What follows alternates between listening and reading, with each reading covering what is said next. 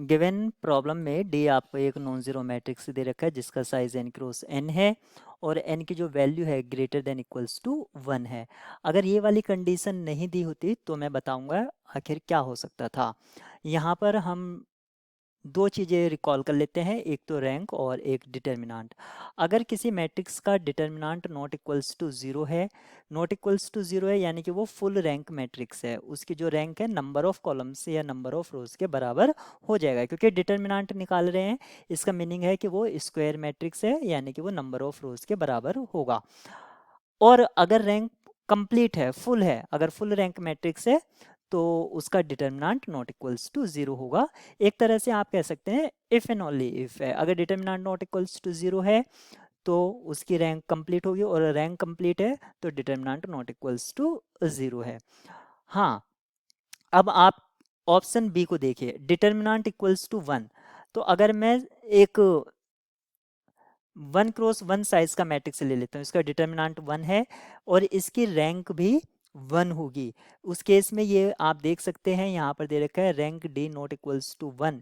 ये ऑप्शंस गलत हो जाएगा, लेकिन गिवन प्रॉब्लम के लिए यही राइट वन ऑप्शन है। लेकिन देखना वो कैसे, क्योंकि यहाँ पर पहले ही कह रखा है n greater than equals to 2।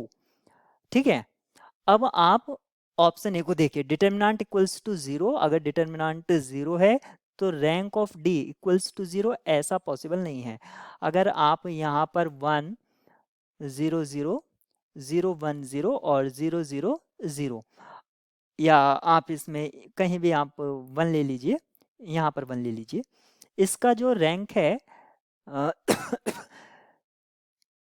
Determinant इस मैट्रिक्स का जो डिटर्मिनांट है वो जीरो है लेकिन रैंक टू है।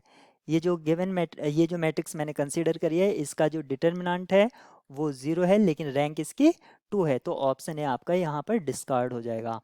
ऑप्शन सी देखते हैं, rank D equals to 1 implies determinant not equals to zero. अगर रैंक 1 है तो आप ऐसा कंसीडर कर लीजिए 1 0 0 0 0 0 0 0 0, तो आप देख लीजिए इसका रैंक 1 है लेकिन इसका डिटर्मिनांट भी जीरो है, तो ये ऑप्शन भी आपका गलत हो जाता है। अगर रैंक n है implies determinant not equals to 1,